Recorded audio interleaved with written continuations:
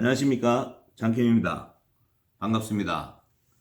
치킨게임 방송을 듣고 많은 분들이 관심과 격려와 성원을 보내주심에 진심으로 감사드립니다. 하나님께서 마지막 추수의 일꾼으로 열방의 의로운 한국인들이 이렇게 많이 예비해 놓았다는 사실에 정말 놀랐습니다. 많은 분들이요, 마지막 때 예수 그리스도의 비밀한 재림의 계시가 기록되어 있는 요한계시록의 예언에 대한 궁금한 질문들을 다양하게 이렇게 이메일로 보내주셨는데요. 제가 개개인들에게 이렇게 답변을 드리지 못한 것을 죄송하게 생각합니다. 양해해 주십시오. 예수님이 비유로 전하신 창세전에 감춰져 있는 하나님의 비밀은요, 저에게 성령의 음성으로 2012년 8월 1일부터 오늘날까지 24시간, 7년 동안 알파와 오메가로 기록된 성경의 예언을 직접 풀어주셨습니다. 그래도 지금도 끝이 없이 저의 배에서는 생수가 쏟아지고 있어요. 이렇게 하나님의 말씀은 깊고 정말 너무나 오묘하고 1.1획도 틀림없는 신실하신 하나님인 것을 저에게 깨닫게 해주셔서 너무 감사드리죠. 치킨게임 방송을 통해서 이 많은 분량의 깊은 말씀을 이렇게 함축해서 증거해서 19편의 분량으로 전해드린 것은 빙산의 일각인 거예요. 여러분들이 그걸 듣고는 많은 질문이 생기게 될 거예요. 그런데 성경은 너무나 방대하기 때문에 한 가지 질문의 답을 제가 알고 있는 한 조각만 이렇게 얘기해드려도 시원하게 풀리지가 않아요. 왜냐하면 신구약 성경에 흐르는 생명수의 강이 이렇게 있는데요. 그 줄기들이 다 연결되어 있는데 지금 그것이 다 막혀 있었던 거예요. 그런데 이것이 하나로 연결을 해서 설명을 해드려야 지금 마지막 때 하나님이 예비해 놓은 7천인의 빛의 아들들의 심령에 이 기름이 담아지게 되고 이 말씀들을 신실하게 믿게 돼요. 왜냐하면 성령이 다 알려주시기 때문에. 그래서 지금은 마지막 추수 때이죠. 그래서 하나님께서 늦은 비 성령의 단비를 내려서 이 메마른 심령들, 지금 얼마나 그 말씀의 기갈에 메말라 있습니까? 저도 마찬가지고 다 마찬가지죠. 그래서 그러한 심령들 같은 그 광야에 구원의 길과 사막의 그 생명수의 강을 열어주는 새 일을 행하실 것을 이사야 선지에게 하나님이 벌써 다 예언해 놓으셨어요. 그래서 이제부터 폭포수와 같이 쏟아져 나오는 생명의 말씀들을 연결해서 여러분들도 잘 이렇게 묵상하시고 들어보시면 성령께서요, 각 사람들의 영적인 눈과 귀를 열어서 여러분들이 지금 가지고 있었던 그 성경에 궁금한 것들을요, 다 깨닫게 해주세요. 제가 증거를 안 해도 이 말씀을 여러분들이 다 기름 부음 받게 되면 저랑 동일하게 한 성령 안에서 한 몸의 그 지체이기 때문에 다 알게 됩니다. 그러면 각자의 하나님 주시는 그 사명을 따라 다 움직이게 돼 있는 거예요. 이 치킨게임 방송의 취지는 알파와 오메가이신 예수님이 전하신 신구약 성경 66권에 기록된 하나님의 로드맵을 정확히 제시해서 이 시대의 성경의 무호성을 입증하고 무너져 있는 존귀한 하나님의 말씀의 권위를 다시 회복하는 것입니다. 그래서 오늘 아침에 성령님께서 저에게 요한계시록 3장 7절에 기록되어 있는 다윗의 열쇠로 요한계시록의 로드맵을 열방에 알려주라고 열어주라고 이렇게 말씀하셨어요. 그래서 요한계시록 3장 7절에 보면은 빌라델피아 교회의 사자에게 편지를 보내는데 거기에 보면 다윗 열쇠를 가진 곧 열면 닫을 사람이 없고 닫으면 열 사람이 없는 그분이 예수님이에요. 그분이 이제 마지막 때 그리스도의 재림에 대한 계시를 다 요한에게 사도 요한에게 보여줘서 다 이것을 증거하게 하셨는데 이 말씀은 이미 예수님이 2000년 전에 메시아로 오셔서 마태복음 16장 18절에서 19절의 말씀에 예수님의 반석이신 거룩한 신부들인 하늘교회에 이미 하늘과 땅의 비밀을 열어주는 권세로 천국 열쇠를 주셨어요. 마태복음 16장 18절에서 19절의 말씀을 보면 이 천국 열쇠를 소유한 자가 바로 예수 그리스도의 반석이에요. 그분의 몸된 지체라는 거죠. 그러면 그 왜 천국 열쇠를 왜 줬냐면 이 땅에 마지막 때가 되면 다 매이고 하나님의 그 말씀의 비밀이 다 매이고 그렇기 때문에 그것을 풀어줄 때 이 땅에서 그 하나님의 비밀을 풀어주게 되면 하늘에서도 이제 하나님의 언약하신 그 예언의 말씀들이 풀어지는 정한 때가 된다는 거예요.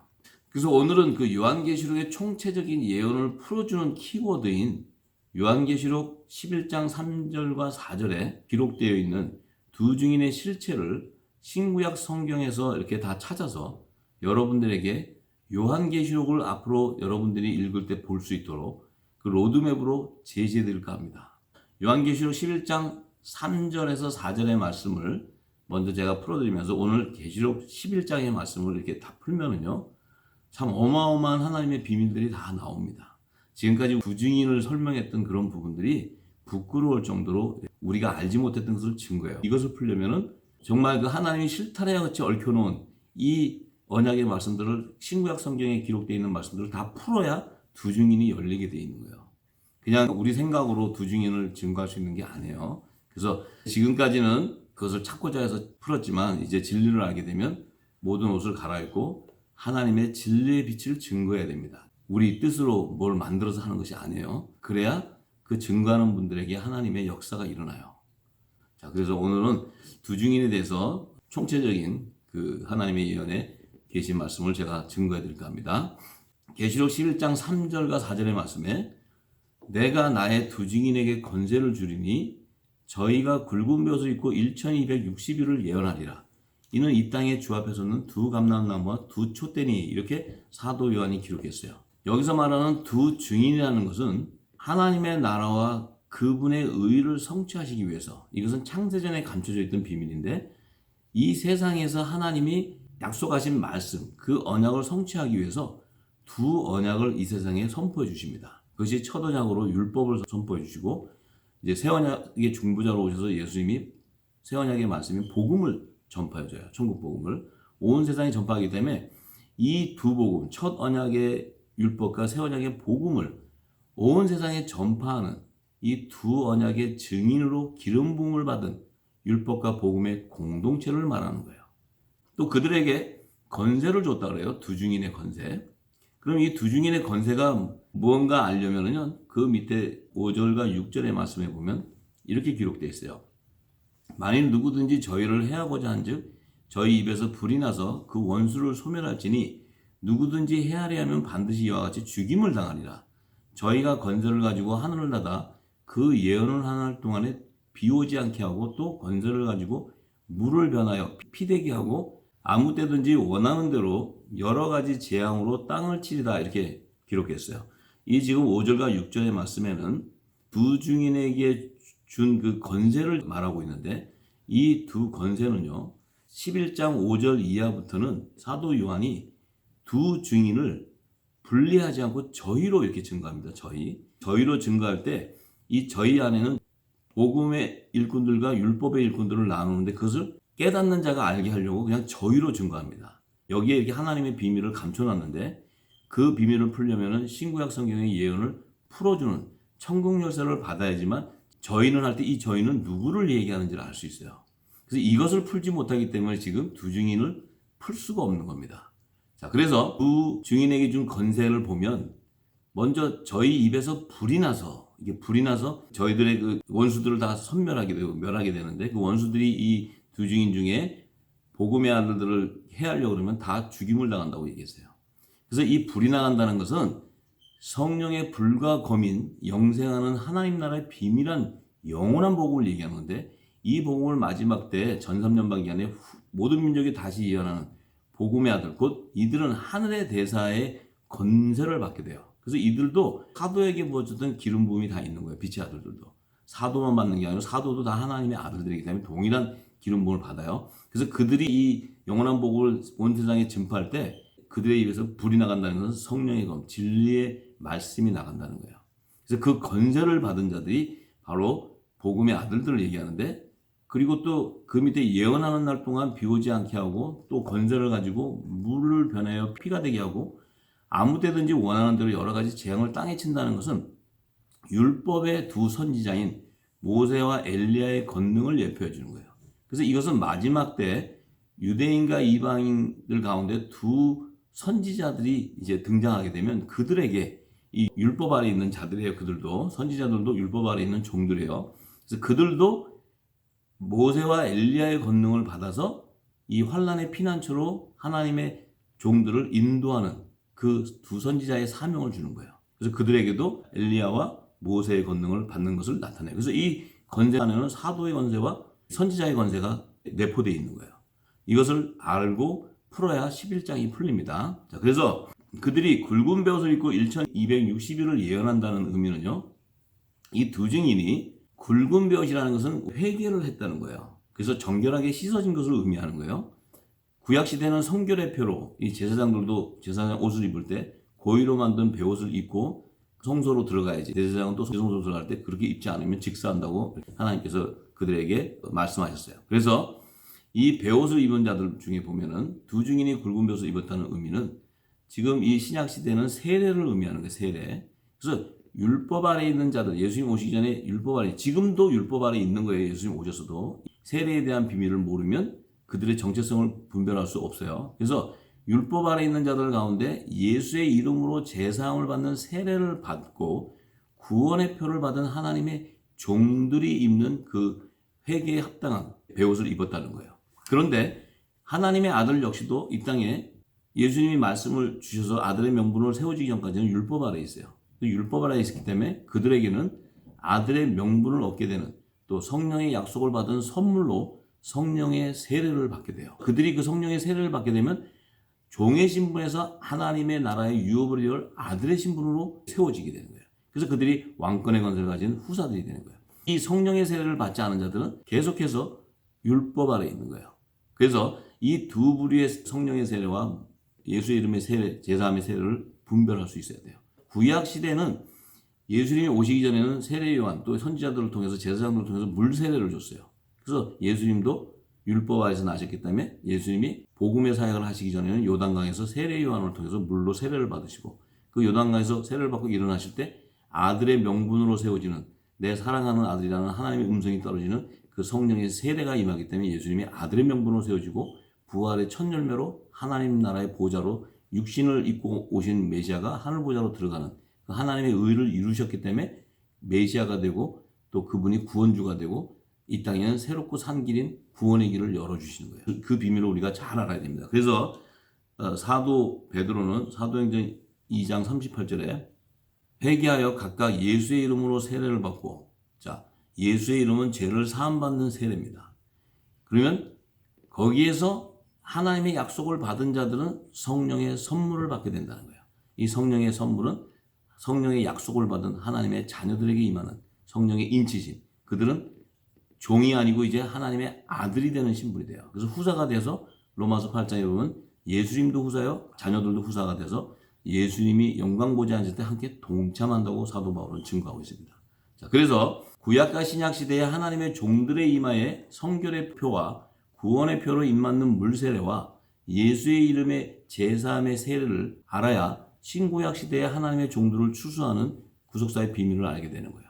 또 하나님의 아들들은 예수님의 이름으로 보내는 아들의 영인 보혜사 성령의 세례를 받아야 하나님 나라의 복음을 깨닫는 자가 되기 때문에 그들은 그리스도의 옷, 또 빛의 갑옷이 입는 빛의 자녀들은 왜 그 옷을 입어야 되냐면 만왕의 왕으로 다시 재림하시는 예수님이 이 땅에 공중 재림하실 때 공중 혼인잔치에 들어가려면 반드시 그 만왕의 왕을 영접할 예복으로 빛의 갑옷, 그리스도의 옷을 입지 않고서는 요셉문으로 들어갈 수가 없어요.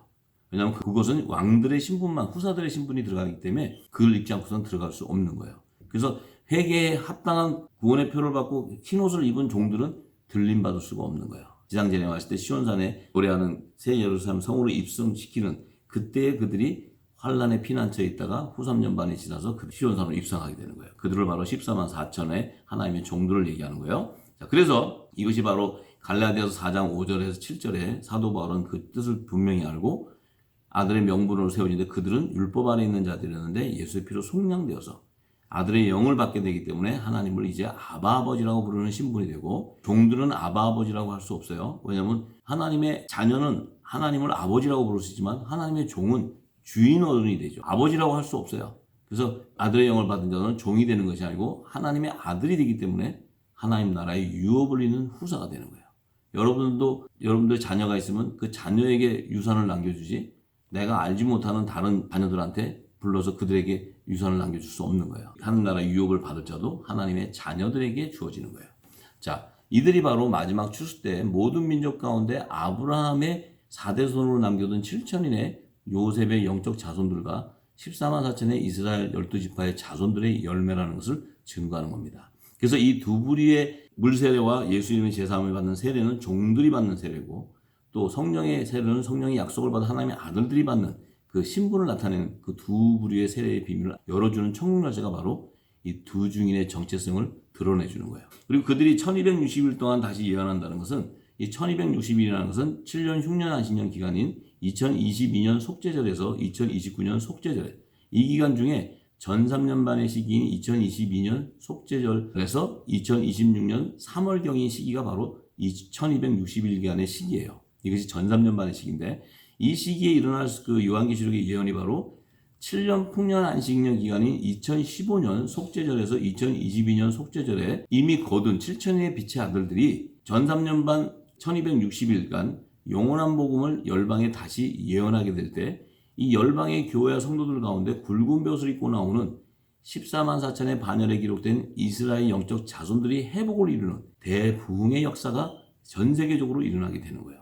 그 시기가 바로 제가 계속 말씀드렸죠. 2024년 속죄에서 2025년 속죄, 그때 14만 4천이 추수되는 것을 제가 말씀드렸습니다. 자, 그래서 종들의 추수 시기예요. 그게 바로왕의 특구문을 통해서 7년 흉년의 시기에 2년차 시기에 야곱의 남은 66인이 그 흉년의 기근을 통해서 가나안 땅에서 탈출해서 예굽의 예비하는 고센 땅으로 들어가서 그들이 양육받는 것을 이미 예언적으로 계시해 놓은 거예요. 그래서 이제 그 이후에는 5달 동안 황충재앙이 임한다고 요한계시록은 기록하고 있어요. 그 이후에 그 황충재앙은 하나님의 인을 맡지 아니한 자들이에요. 이들의 실체는 지금 WCC, WEA 이 모든 지금 기독교와 이런 신학교들이 가입되어 있는데 거기에 조인을 하려면은 회원이 되려면요 반드시 예수 그리스도만이 구원주가 아니라는 것을 서약해야 돼요. 그리고 성경만이 진리가 아닌 것을 서약해야지 모든 종교가 다 하나 통합되는 하나로서 서로가 평화를 누릴 수 있다 해서 그 조약을 사인하지 않고서는 못 들어가는데 지금 기독교와 모든 신학교들이 다 들어가 있다는 거예요. 그렇다면 이제 황충재앙 때 되면 그들의 실체가 다 드러나요. 종교 지도자들이나 또 모든 종교인들이 다 드러나서 황충재앙의 대환란을 임하게 되는 거예요. 그래서 이때가 되면 이제 이 땅에 세우는 교회들도 다 음료교회 실체들로 다 드러나게 돼 있어요. 그래서 하나님의 종들이 환란의 피난처로 다 제2의 출애굽을 하게 되는 거예요. 이것이 요한계시록의 예언이에요. 자, 그런데 11장 4절에 이는 이 땅에 주 앞에 섰는 두 감람나무와 두 촛대라고 얘기했어요. 자, 이 두 증인의 실체를 나타내기 위해서 이 땅에 주 앞에 섰는 두 감람나무와 두 촛대라고 했는데 그럼 이 땅에 주 앞에 섰다는 그 시제는 예수님이 이미 재림하셔서 공중과 지상 재림하셨을 때 새 예루살렘 성으로 입성한 두 부류의 증인을 얘기하는 거예요. 그 증인들이 이미 새 예루살렘 성으로 다 입성되어 있는 자들을 얘기하는 거예요. 그들이 실체로 비유해 주는 것이 두 감람나무와 두 촛대라는 거예요. 그래서 두 증인의 정체성을 나타내는데 이 두 감람나무의 실체를 알려면요. 구약시대 스가랴 선지자에게 하나님이 7 순금등대를 환상으로 보여주면서 그 계시 안에 다 증거해 주셨어요. 그래서 스가랴서 4장 11절과 12절의 말씀을 보면 등대 좌우의 두 감람나무는 무슨 뜻입니까? 이렇게 이제 스가랴가 물어봤을 때 그에게 물어가되 금기름을 흘려내는 두 금관 옆에 있는 두 감람나무의 가지는 무슨 뜻입니까? 그가 내게 대답하여 가로되 내가 이것이 무엇인지 알지 못하느냐? 내 주여 알지 못합니다. 그러니까 그 천사가 스가랴 선지자에게 이것이 바로 기름 발리운 자 둘이니 온 세상의 주 앞에 모셔섰는 자니라 이렇게 얘기했어요. 기름 부음을 받은 자 둘이라고 얘기해요. 이 기름 부음 받은 자 둘이 온 세상의 주 앞에 모셔섰다는 것은 이 땅에 주님이 재림하셨을 때 새 예루살렘 성호의 좌우편 24보좌에 앉는 그 실체들을 얘기하는데 그 실체들이 바로 의의 직분과 정죄의 직분의 근멸유관을 수고하는 왕과 제사장의 신분을 증거해 주는 거예요. 그래서 이 스가랴 선지에게 왕과 제사장의 신분을 증거해 준 것은 이제 이스라엘 백성들이 포로로 느부갓네살 왕이 이제 다 바벨론적으로 잡아갔을 때 그곳에서 다시 이제 회복을 하기 위해서는 이스라엘에는 주권이 없어요. 왜냐면은 이미 그 느부갓네살 왕이 다 통치하는 식민지 안에 있었기 때문에. 그런데 그때 다시 이들을 회복시켜주는 그 70년 만에 돌아오는 상황이 됐을 때 이제 이스라엘을 회복하기 위해서는 총독이 필요한 거예요. 그러니까 왕의 신분이 필요한 거죠. 왜냐하면 이 다스릴 자가 필요한 거예요. 그래서 스룹바벨을 총독으로 세워요. 이스라엘의 초대 왕으로 세우는 거예요. 그래서 식민지하에 있는 이스라엘을 그 예루살렘을 재건하는데 이제 총독으로 세운다는 것은 이 왕의 신분을 얘기하는 거예요. 그리고 대제사장 여호수아는 그곳에서 성전을 지으면 다시 제사를 드리는 제사장의 신분이에요. 그래서 기름 부음 받은 자 둘이라는 것은 왕과 제사장의 신분을 드러내는 말이에요. 이것을 요한계시록 5장 9절에서 10절의 말씀에 보면 이미 얘기했죠. 예수님의 피로 속량해서 하나님께 바친 자들이 Our God Kings and Priests, 그러니까 하나님의 자녀들, 왕권의 관세를 가진 후사들과 왕들과 또 제사장들이라고 이렇게 얘기했어요. 복수로 기록되어 있어요. 그래서 이것은 율법의 공동체와 복음의 공동체를 나타내는 거예요. 그래서 그들이 바로 두 감람나무의 실체를 나타내는 거예요. 그들의 신분이 왕과 제사장이라는 거예요. 그럼 이 왕과 제사장이라는 것은 이미 요셉의 두 꿈을 통해서 요셉의 단과 열한 개의 단, 이것은 바로 7천인의 하나님의 빛의 자녀들과 14만 4천의 하나님의 종들, 그들의 정체성을 드러내주는 그 말이에요. 자, 그런데 또 두 촛대로 이렇게 증거했어요. 이 두 촛대라는 것은 율법과 복음의 두 언약의 증인으로 기름 부음을 받은 이 공동체, 교회를 얘기해요. 촛대는 교회를 얘기해요. 그래서 이 비밀을 푸는 다윗의 열쇠를 가져야지만 7 금촛대에 담아놓은 두 촛대의 비밀을 깨달을 수가 있습니다. 그래서 먼저 스가랴서 4장 2절에서 3절의 말씀에 보면 스가랴 선지자가 순금 등대를 봤을 때 천사가 이렇게 얘기해 줍니다. 그 등대 곁에는 두 감나무가 섰는데 하나는 그 주발이 우편에 있고 하나는 좌편에 있다고 이렇게 얘기해요. 이것이 바로 하늘 보좌의 우편 보좌와 좌편 보좌에서 앉는 기름 부음 받는 두 감람나무. 이것은 바로 왕들과 제사장의 직분으로 기름 부음을 받는 하나님의 아들들과 종들을 나타내는데 이 공동체가 바로 복음의 공동체와 율법의 공동체. 이들이 바로 하늘과 땅에 속한 두 교회의 공동체라는 거예요. 자, 이것을 지금 드러내는 거예요. 그런데 이것을 예수님이 이미 계시록 1장 19절에서 20절의 말씀에 사도 요한에게 이렇게 다 보여줬어요. 자, 이걸 내가 보여주는데 너한테 지금 내가 예수님이 오른손에 7별의 비밀과 7 금촛대라. 7별은 7 교회의 사자요. 7 촛대는 7 교회라고 이렇게 얘기하시면서 이 일이 내가 본 것은 이제 있는 일과 장차 될 일을 기록한 거예요. 그래서 이것은 이제 마지막 추수 때 추수할 자들을 보여주는데 예수님이 오른손에 앉은 것은 예수님 역시도 하나님의 우편 보좌에 앉아 계시는 거예요. 아들의 영광 보좌에. 예수님의 오른손이라는 것은 예수님의 우편 보좌. 그러니까 하나님의 자녀 후사들이 앉는 아들의 영광 보좌를 나타내는 거예요. 그래서 예수님과 연합을 이루는 우편 보좌에 앉는 그 7별의 비밀이다. 그래서 그 7별이라는 의미는 그들이 바로 7이라는 숫자는 완전한 수예요. 별이라는 것은 예수 그리스도와 연합을 이루는 새벽별을 나타내는데 거기에 연합을 이루는데 그 7천인의 빛의 아들들을 예표하는 상징이에요. 자, 그래서 이들이 앉는 영광 보좌를 예수님께서 마태복음 19장 28절에 이렇게 말씀하셨어요. 나를 따르는 너희도 12 제자들이죠. 어린 양의 12사도들의 이름이에요. 12 보좌에 앉는다는 거예요. 어떤 12 보좌냐면 나와 함께 내 오른손에 있는 우편 보좌에 앉는다는 거예요. 그래서 너희들은 앉아서 이스라엘 12지파를 심판하게 된다는 거예요. 이스라엘 12지파는 좌편 보좌에 앉는 자들이에요. 그들은 뭐냐면 제사장의 신분, 종의 신분이에요. 어린 양의 12사도는 왕의 신분이에요. 하늘나라의 유업을 후사의 신분. 그렇기 때문에 그들은 심판 권세를 가지고 있는 거예요. 다스리는 권세를 가지고 있는 하늘 보좌에서도 제가 하늘 보좌에서도 계급사회라는 것을 말씀드렸고 하늘나라에서도 특별 계층과 일반 계층의 추수가 있기 때문에 이 부분이 열리면 구원론과 창조론과 종말론에 지금 나와 있는 학생들은 다 무너지게 돼 있어요. 그래서 이제 이것이 제가 지금 증거하는 것이 빙산의 일각인데 이제 앞으로 창세기부터 시작해서 다 증거되면 하나님 나라에 추수하는 구원론과 창조론과 이 종말론의 실체가 다 드러나게 되어 있습니다. 자, 그래서 이것을 한 번에 다 열 수는 없지만 다 여러분들 안에 지혜로 하나님께서 알려주실 거예요. 자, 그래서 이 우편 12보좌, 좌편 12보좌에 대해서 예수님이 이미 마태복음 20장 21절에서 23절에 내 좌우편에 앉는 자들은 주의 나라에서 내 좌우편에 앉는 자들은 하나님이 이미 정한 자들, 예비한 자들이 얻게 된다는 거예요. 그래서 바로 어린 양의 12사도 이름으로 연합을 이루는 자들과 이스라엘 12지파의 이름으로 연합을 이루는 7천인가 14만 4천의 하나님의 아들들과 종들을 추수하는 그 구속사의 이 계시를 예수님께서 말씀해 주신 거예요. 그런데 요한계시록 20장 4절에 가보면 이 20장 4절은 예수님이 이 땅에 공중과 지상재림 하셔서 새 예루살렘 성에 24보좌가 완성된 것을 사도 요한에게 성령이 보여줘요. 그래서 그 말씀에 보면 사도 요한이 그 보좌를 들여다보니까 새 예루살렘 성의 24보좌를 들여다보니까 거기에 앉은 자들이 있는데 심판하는 권세를 받았다. 이 심판하는 권세는 바로 어린 양의 12사도 이름을 연합을 이루는 후사들을 얘기하는 거예요. 왕권의 권세를 가진 자들. 그런데 또 내가 보니까 다른 보좌. 지금 그 심판을 가진 권세를 받은 자들은 우편 12보좌에 앉아 있는 것을 보여준 거예요. 그런데 좌편 12보좌 이스라엘 12지파의 이름으로 연합을 이루는 제사장들의 신분을 보니까 그들은 예수의 증거와 하나님 말씀을 위하여 목배임을 받은 자들이에요. 이들은 이제 순교의 피를 흘린 자들이에요. 그래서 그 짐승과 그의 우상에 경배하지 아니하고 이마와 손에 표를 받지 아니한 자들에게 이들은 대환란에서 나온 자들이에요. 그 후 3년반을 통과해서 그 환란의 피난처에 있었던 14만 4천 하나님의 종들을 얘기하는 거예요. 자, 그들은 제사장의 직분이에요.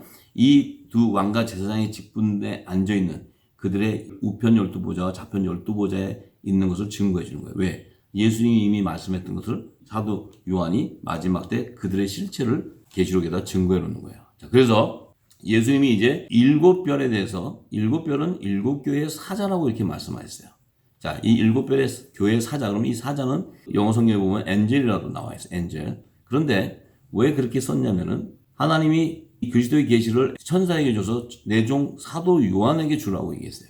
그래서 7별은 7개의 사자라는 것은 이 엔젤은 영적인 전달자예요. 하나님의 메시지를 전하는 영적 전달자인데 그 영적 전달자가 마지막 때 하나님의 자녀들, 빛의 아들들에게 이것을 전달해줘요. 7별이라면 7천인의 빛의 아들들이에요. 전해줄 때 이 빛의 아들들은 인적 전달자들이에요. 그래서 이들이 직접 이제 7교회에 전해서 이 하나님의 다시 영원한 복음을 예언하게 되는 거예요. 7교회라는 것은 사도 바울이 세운 7교회를 얘기하는 게 아니고 7이라는 숫자는 모든 열방을 얘기해요. 7교회라는 것은 세상 밭을 얘기하는 거예요. 세상 밭. 그래서 아직 추수되지 않은 밭을 얘기하는 거예요. 이 밭에서 이제 아들과 종과 가라지와 쭉정이들과 사단의 애들이 다 나와요. 그게 요한계시록 2장 3장에 다 증거되어 있습니다. 그것을 제가 2장 3장 7개를 다 풀면 아들과 종과 666의 실체들이 다 드러나 버려요. 자, 그래서 이제 이들은 우편 12보좌에 앉는 7천인의 후사들인데 이 7개의 사자로 가는데 7초 때는 7교회라고 얘기해요. 예수님이 7금초대의 비밀을 얘기했는데 7금초대라는 것은 교회를 상징하는데 금면류관을 쓴 자들, 그러니까 추수가 된 자들을 예표하는 것이 7금초대예요. 근데 7초 때는 7교회라는 것은 아직 추수가 되지 않은 세상 밭이라는 거예요. 밭에 벼가 익었는데 그 안에 이제 알곡과 쭉정이가 뭐 고운 가루와 666의 열매들, 가라지들이 다 소출하고 나면은 그 밭은 귀신의 초소가 나면 되는 거예요. 음료 교회 재단이 되버려요. 왜? 아들과 종이 다 추수되고 나서는 이 땅에 추수할 일이 없어요. 그 추수의 시기가 아들들은 분명히 말씀드렸어요. 2015년 속죄절에서 2022년 속죄절, 7년 풍년기간이고 하나님의 종들은 2년 차인 2024년 속죄절에서 2025년 속죄절, 이 14만세의 추수가 돼요. 근데 추수가 구원의 표를 받고 나면 입성하는 시기는 2026년 나팔절인 공중재림 때, 그 다음에 2029년 속죄절인 지상재림 때, 시온산 지상재림 때 아들과 종이 다 그곳에 들어가는데 아들들은 휴고돼서 들어가고, 왜냐하면 혼인잔치에 한 몸으로 연합을 이루어야 되기 때문에. 근데 종들은 시온산으로 정결한 흰옷을 입어야지만 그들은 예수의 이름의 세례를 받은 제상을 받고 구약시대는 성결의 표를 받은 자들이에요. 그래서 그들은 흰옷을 입어야 돼요. 근데 하나님의 아들들은 만왕의 왕을 영접할 빛에 가보신 그리스도의 옷을 입어야지만 들어갈 수 있는 거예요. 이 신분이 다르고 세례를 받는 세례가 달라요. 자, 그런데 이 7금초대를 예수님께서 이미 변화산의 사건을 통해서 다 제시해 주셨어요. 이 변화산은 마태복음 17장 1절에서 13절의 말씀에 기록해 놨는데 제가 이 말씀이 기니까 요약해서 말씀을 드릴게요. 핵심적인 거. 예수님이요. 마태복음 17장 1절에 보면 엿새 후에 예수께서 베드로, 야고보, 요한을 데리고 높은 산에 가셨다 그래요. 참 예수님이 하신 말씀을요. 한마디 한마디를 다 이렇게 성령이 기름 부어주면요. 예수님은 한 말씀도 틀려 거저한 말씀이 없어요. 엿새 후라는 것은 예수님이 재림하실 이후, 그러니까 7일의 영원한 안식에 들어가는 그 날을 얘기해요. 그래서 그때 높은 산이라는 것은 시온산의 지상재림하는 새 예루살렘 성을 계시해 주는 거예요. 거기에 베드로와 야고보와 요한을 데려가요. 새 사도를 데려가요. 항상 예수님이 새 제자를 데리고 다니는 것은 7금초대 중에 우편에 연합되는 새 촛대를 증거해 주시기 위해서 베드로, 야고보, 요한을 데리고 다니는 것을 우리가 알아야 됩니다. 그래서 여기 갔을 때 예수님이 이제 보여주셨어요. 변화되고 하는 것들을. 그런데 3절에 보니까 모세와 엘리야가 예수로 더불어 말씀하는 것을 그 새 사도들에게, 제자들에게 보여줘요. 예수님이. 모세와 엘리야 두 선지자하고 지금 예수님이 얘기를 하고 있어요. 그러니까 베드로가 거기서 얼른 예수님한테, 예수님, 만일 예수님이 원하시면 초막 셋을 지어서 하나는 예수님을 위해서 짓고 하나는 모세를 위해서 짓고 하나는 엘리야를 위해서 짓겠습니다. 이렇게 얘기해요. 그 말의 표현은 사도 베드로는 그 당시에 아직 율법 아래 있어요. 오순절날 성령의 세례를 받지 않았기 때문에 아직 신분이 아들의 명분으로 안 세워졌어요. 성령의 인치심을 받지 않았기 때문에. 예수님은 다 알고 계세요. 그러니까 사도 베드로는 예수님을 엘리야나 모세나 동일한 선지자로 알고 있는 거예요. 그래서 예수님한테 엘리야나 모세나 예수님과 같이 함께 살 수 있고 하는 초막 셋을 짓겠다는 거예요. 그래서 그 사도 베드로는 예수님이 하나님의 아들인 것을 모르는 거예요. 선지자로 생각하고 있었던 거예요. 자, 지금 이 시대에 율법 아래 있는 자들도 다 똑같은 생각을 하고 있어요. 그런데 지금 호련히 하늘에서 구름이 이렇게 덮으면서 하나님의 음성이 났는데 뭐라 하냐면 베드로가 얘기한 걸 듣고 내 사랑하는 아들을 말을 들으라고 이렇게 음성이 호통쳐요. 그냥 베드로고 뭐고 거기 있던 자들이 다 두려워서 엎드려요. 왜? 그는 모세와 엘리야 같은 선지자가 아니고 내 사랑하는 아들이라는 거예요. 독생자 예수. 그는 새 언약의 중보자로 내가 보낸 자라는 거예요. 그래서 그가 말하는 새 언약의 말씀을 들으라는 거예요. 그것이 바로 하나님 나라의 복음을 들으라는 거예요. 왜냐하면 율법은 복음의 그림자이기 때문에 그 율법으로는 구원을 받을 자가 한 사람도 없기 때문에 그래요. 그러니까 이 제자들이 다 엎드려 있는데 예수님이 그들에게 손을 대시며 가라사대 두려워하지 말라 그래요. 자, 예수님이 세 제자에게 손을 대요. 이것이 바로 예수님의 오른손에 연합되는 세 금촛대를 얘기하는 거예요. 우편 세 촛대를 얘기하는 거예요. 이것이 바로 일곱 금촛대에서 내 오른손에 있는 일곱 별을 의미하는 거예요. 완전한 하나님의 자녀들의 총수를 얘기하는 거예요. 그래서 예수님과 연합을 이루는 거예요. 그런데 그들이 눈을 이렇게 떠보니까 모세하고 엘리야는 없어지고 오직 예수님만 보여요. 그 의미는 뭐냐면 이 세 사도들이 모세와 엘리야와 같은 율법 안에 있는 자들이 아니고 복음의 아들인 예수님의 지체, 예수님의 연합되는 우편 12보좌 연합을 이루는 예수님의 거룩한 신부들을 얘기하는 거예요. 이제 그러니까 제자들이 이렇게 묻는데 그러면 서기관들이 엘리야가 먼저 와야 하리라 하지 않았습니까? 예수님이 엘리야가 과연 먼저 와서 모든 일을 회복했다. 이게는 예수님이 이미 세례 요한이 엘리야로 얘기해 주는 거예요. 그래서 세례 요한이 와서 내가 하나님의 독생자이고 하나님의 어린 양이고 이 땅에 메시아로 오신 것을 증거해 줬기 때문에 이미 이 땅은 회복을 이루었다는 거예요. 제3을 받게 되고 해방된다는 거예요. 회복이 됐다는 거예요. 그러니까 여기서 말하는 것은 엘리야와 모세 이 두 선지자만 본 것이 아니고 세례 요한까지 엘리야가 세례 요한을 했으니까 세 선지자를 보여주신 거야 예수님이. 이 참 깊은 비밀이 이 안에 담겨 있어요. 왜 세 선지자를 보여줬냐면 이들은 예수님의 좌편보좌에 연합되는 새 금촛대를 알려주기 위한 거예요. 그래서 이 일곱 금촛대에는 좌편 세 촛대와 우편 세 촛대 이것이 바로 새 예루살렘 성의 12보좌, 우편 12보좌와 좌편 12보좌의 연합을 이루는 7천인의 하나님의 아들들과 14만 4천의 하나님의 종들의 충만한 수를 나타내 주는 말씀이에요.